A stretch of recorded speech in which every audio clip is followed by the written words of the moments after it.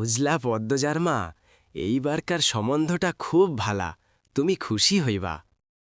আমি বারবার পই পই করে বলেছি আপনাকে, পদ্মর বিয়ে আমি এক্ষুনি দেব না, পদ্মকে অনেক পড়াবো।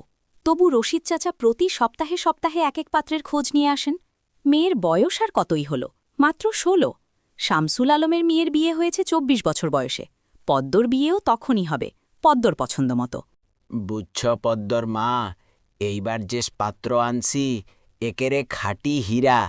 আমি আমার মেয়ের জন্য পাত্র চাইনি, তবুও কেন বারবার আপনি আসেন? যুবতী মায়া, ঘরের রাহান ভালা না।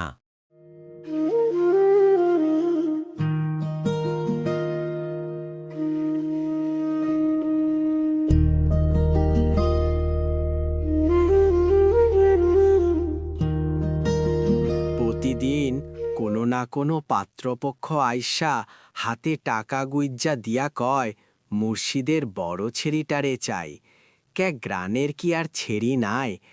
একটা ছেড়িরেই কেন সবার চোখে পড়তে হইব? চাইলেই কি সব পাওন যায়?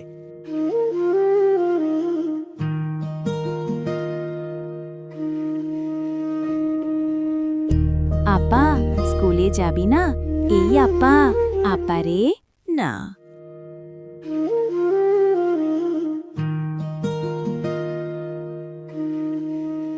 আম্মা, আপা কি স্কুলে যাইব না?